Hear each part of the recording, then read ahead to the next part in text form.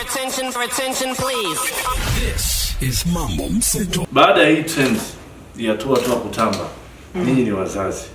Na ukizungumza kuhusiana na toa ni kitu ambacho kina maana tofauti ambayo labda kwa mtoto mdogo inaweza kuwa inakuwaje.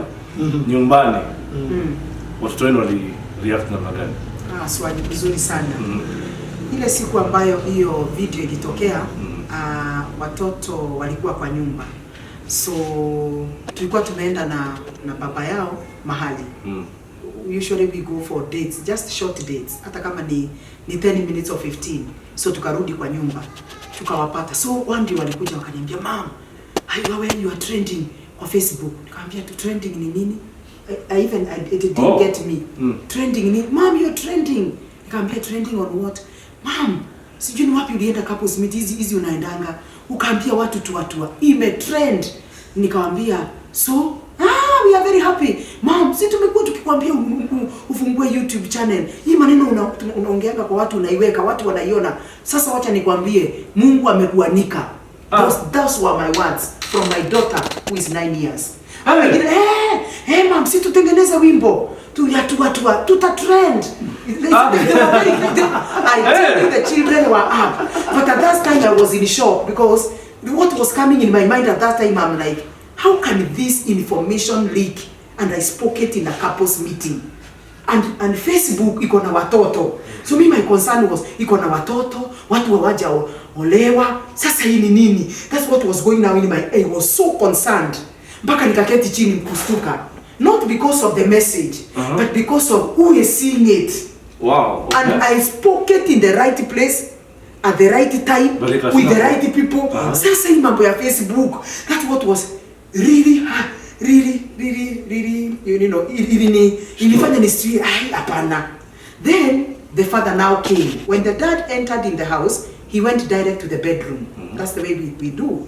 So wakati alienda nikamwambia, "Fanyeni hivi, Daddy is not aware, anaja fungua simu, mpelekeni muone atasema nini." Wasema lete. Wakaenda. Wakaiangalia. Wakamwambia, "Ndeni muambie mama yenu relax. This is going to work out for her for the good of this family." Wote, "Mom, tulikwambia aje? Hii boyfriend yako lazima ikusupport." Amesema nini? Amesema relax. This one is out of your hand. Kama sio wewe umeweka, wachana naye, tutajua ilitoka wapi. And let me tell you the truth, from there I got peace of mind. So wakati alisema hivyo. Lakini sasa nikaanza kuona what is happening, nikasema this was not the intention. Now I have a question. Yes. Sasa hivi kuna nyimbo ambazo zimetoka, natumai mmeweza kutana nazo. Kuna hata wasanii fulani ambao wanajulikana kama Uchungulo Family wametoa the same message, wakaweka sauti yako pale ndani, but the message ni tofauti. Kwanza umesikiliza hiyo ngoma? Nimeisikia. And you see now, that is something out of our control. Exactly. Because kitu ikienda kwa social media, bloggers will still take advantage because they want to make it very catching for them to make money. So number one, that was not the intention. So we feel really sad because this, hata kama kutatolewa manyimbo, kama nyimbo zinaweza kuwa ndani ya ndoa ni sawa, lakini kama ina encourage wana youth to have sex in the name a pastor said, I think for us we feel really sad actually, and very grieved because we talked that to help couples.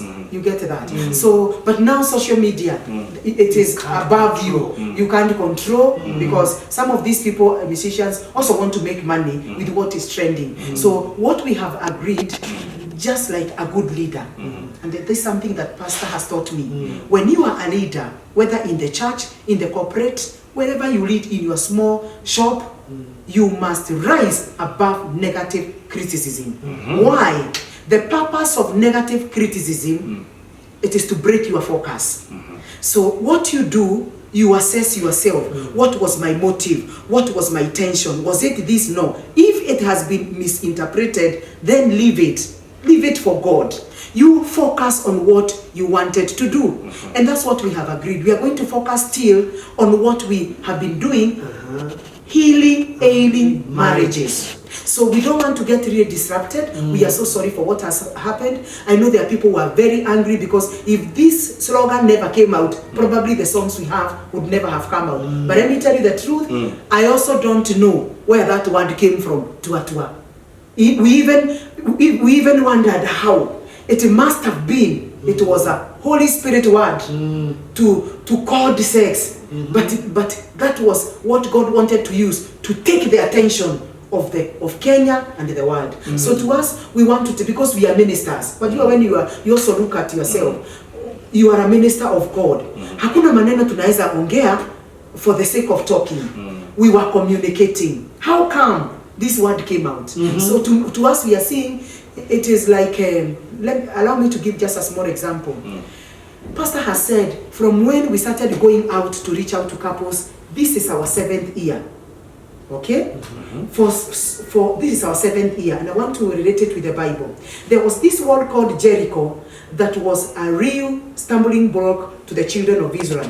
The Bible says, Biblia inasema ya kwamba Mungu akaambia wana wa Israeli wazunguke hiyo mji mara sita wakiwa wamenyamaza, lakini mara ya 7 wa shout.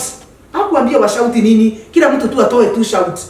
Could it be this was, and when they shouted, the wall came down. So for us, we are seeing, we are taking it in a baby, because you interpret things depending with your career. Powerful. So we have to interpret this depending with what we do on a daily basis. So we can only interpret it spiritually. So this is what we are thinking, not thinking, what we are feeling convicted in our spirit. We have been so much hidden, just touching the body of Christ, small.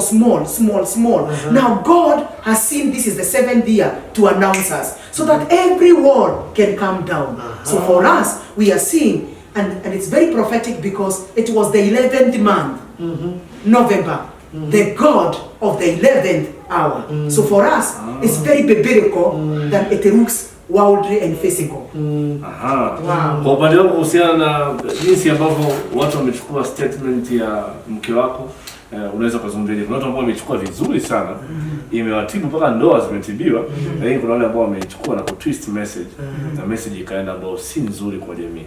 Unaweza kuambia? Naweza kusema ya kwamba kitu cha kwanza, nashukuru Mungu. Sababu Mungu anakuanga na njia zake za kutumia akitaka kufikisha ujumbe. Na wakati kama huu, Mungu akaamua ya kwamba ile njia ambayo atatumia ni ile ambayo hiyo maneno vile ilitoka. Na nimesema ya kwamba kuna kipawa ambacho Mungu amepatia mke wangu cha kuzungumzia watu wenye ndoa. Na kwa miaka 7 amekuwa akifanya hivyo kidogo kidogo, kutoka kwa hii kanisa mpaka kanisa lingine, kutoka kwa huu mkutano hadi mkutano mwingine. Ndio. Lakini mimi ndani yangu nasikia sitosheleki. She is more than what she is doing. Amen. Na wakati nilijua sasa kwamba wakati umefika. Amen. Nikaamua ya kwamba mimi kama mume wake ningetaka hii maneno ambayo anazungumza watu wengi waweze kusaidika. Lakini kwambie ukweli, hatukuwa tunajua ya kwamba Mungu atatumia tu neno moja ili atangaze hiyo kitu ambayo alitanja. Amen. Hii kitu dunia yote. Kwa hivyo nataka kusema hivi, kuna watu wanachukulia hiyo jambo kwa ubaya na wengine kwa uzuri. Ningetaka kusema ya kwamba sisi ni watumishi wa Mungu na hapo ndio tuko. Watu wengine wakituangalia wanaweza fikiria hawa ni celeb. Hapana. We are not. We are servants of the Most High God. Na kulingana na mimi, kile kilitendeka ni kulingana na mpango wa Mungu, ili Kenya yote, Afrika yote, dunia yote iweze kujua ya kwamba kuna mtu ambaye anaweza fundisha mambo vile ilivyo bila kupitia kando na bila kuogopa, ili ndoa ziweze kupona. Nimeweza kusema hivi. Ndoa ni mpango wa Mungu. Yeye ndiye alianzisha hii mambo ya ndoa. Hii sio mambo ya mwanadamu ama mambo ya watu fulani. Hii ni Mungu alianzisha. Na kama kuna kitu kinaweza fanya moyo wake uwe na huzuni, ni kuona ya kwamba kitu kizuri ambacho alianzisha kimeanza kutumiwa vibaya na shetani. Kwa hivyo siku hii ya leo ningetaka kusema ya kwamba nafurahi kuona ya kwamba kitu ambacho Mungu alitupatia miaka mingi sasa kimeanza kujulikana. Na kupitia kwa hii jambo, hata wale ambao labda wanaona hiyo mambo labda sio sawa sana, watupatie muda na hii mambo ambayo imetokea wataona mahali ambao tutaweza kufika. Asante. Umesema, umejibu vizuri sana. So nije kwako kabla sijamalizia, nataka nije kwako na ushauri kwa vijana. Wapo vijana wengi sana sasa hivi ambao wanakuwa misled na vitu ambao wanaona kwenye mitandao. YouTube, internet kwa ujumla inawaathiri. Pia kuna baadhi ya wasanii ambao wamekuwa wakitoa nyimbo, kwa mfano sasa kauli yako imetumika kuweza kusambaza labda ujumbe ambao una shinikiza watu washiriki ngono, dawa za kulevya na vitu kama hivyo. Vijana wanapotea wengi sana. Na umezungumza kuhusu Toa. Nataka wapatie ushauri kwa vijana kuhusiana na Toa na kuhusiana na shughuli nzima na mitandao ya kijamii. Ningetaka kuchukua nafasi hii kuongeleshea vijana wetu. I want to speak to the youth categorically and I want to tell them that if it is possible to abstain from sexual intercourse, the better for you. Why? Anytime you have sexual intercourse before marriage, you are eating your future today. And that's why unaona wale watu ambao walianza ngono mapema, they don't even get to 40 or 50 years. Na Bible imekanya hiyo maneno. Ukitaka kuona vizuri kama mnasomanga Bible wana youth, enda usome Proverbs 31 from verse 1 to 9. Na ikiwezekana usome na Good News. Utaona mfalme alikuwa anaitwa Lemuel. Huyu mfalme wakati alikuwa kwa ufalme akakumbuka maneno mama yake alimwambia.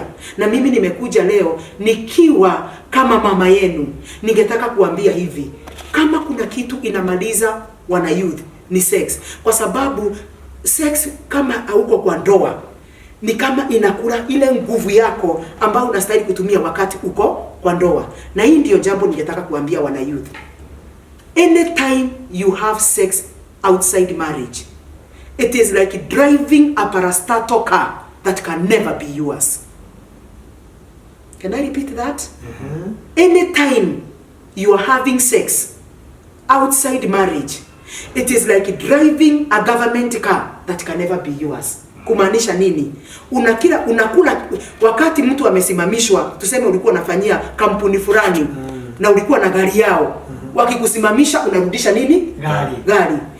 Sasa utasimamishwa wakati unastahili kuendelea. Na ningetaka kuambia hivi, chunga ni nini unaangalia na macho, chunga ni nini unasikia na macho, kwa sababu there are two senses that are very important. The sense, the window of your eye and the window of your heart. What do you listen most? Anything you listen is what you conform to. So anything you see is what you conform to. I know kuna a lot of dirty things in the internet, Facebook and all that, but there is also good stuff in the same internet. My advice for you, feed yourself with what you want to become, because you are what you eat. You are what you eat. What you eat in your mind, what you eat in the body, what you eat in your spiritually. It is what you become. So don't eat your tomorrow today ati ni raha. Raha kuna mahali zitaisha. Hata wakati tulikuwa vijana tulipata raha.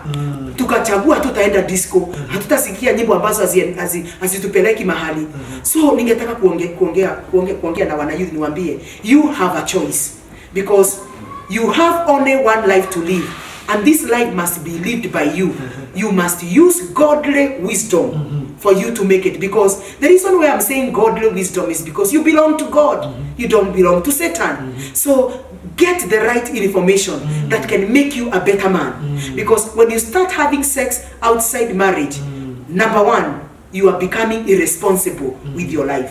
And that irresponsibility, that lack of self-control, you will not be able to control your sexual appetites in marriage. And let me say this, you hear me, never allow your erection to determine your direction. Never. Hear me, my children. I know I'm speaking to people who are not if you are not married. Never allow a small thing hidden somewhere to control the direction of your life. You are more than sex. You are more than kissing. You are more than, hugging. You are more than masturbation. You are more than being a homosexual. You are more than pornography. And can I say this? When we talk about pornography, and I want to let every youth know, porno means prostitute. Graphic means documentation. So when you are watching pornography, you are watching prostitute documentation. Do you want to become a prostitute? Why do you watch porno? You watch what you want to become. So the more you feed your mind with pornography, the more you find yourself manifesting the same. So unakuta ya kwamba ukipata msichana unafikiria ni wa ku have sex kwa sababu that's what you have been feeding your mind. And one of the things that happens with masturbation, any person who commits masturbation, you will never be sexually satisfied when you marry. Why? Masturbation gives you a release. Sexual satisfaction in marriage gives you satisfaction.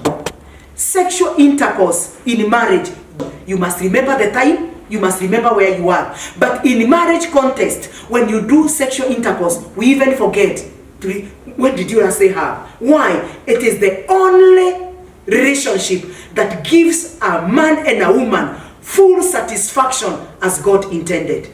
My dear sons, I'm not condemning you. I know you entered this thing innocently, but I want to say we are a solution to you. If you are there and you are struggling with masturbation, if you are there, you are struggling with pornography, come and see us. We will give you steps based on the word of God, and you are going to come out of this. Don't stay in that quagmire, knowing that you don't know what to do. Why? Masturbation, pornography, homosexuality only has entrance door. There is no exit. So I know most of the youth are they are caged. You want to get out of drugs. You want to get out of masturbation. You want to get out of this pornography, but you don't know how. You try to do anything, it doesn't go. Don't commit suicide. Don't give up. We have the word of God. We will sit down with you, walk the journey with you, and I tell you the truth, you will come out of it, because we are going. Because the reason why you are struggling with that, with all those sexual perversion, if you can get out of them, it is a sign you will be a solution to your generation. So don't worry why you got into that. You are a solution to your generation. So don't feel sorry. Come, we will help you. And with those many remarks, I want to say, wishing you a Merry Christmas and a blessed 2020. God bless you. See you at the top. Awesome.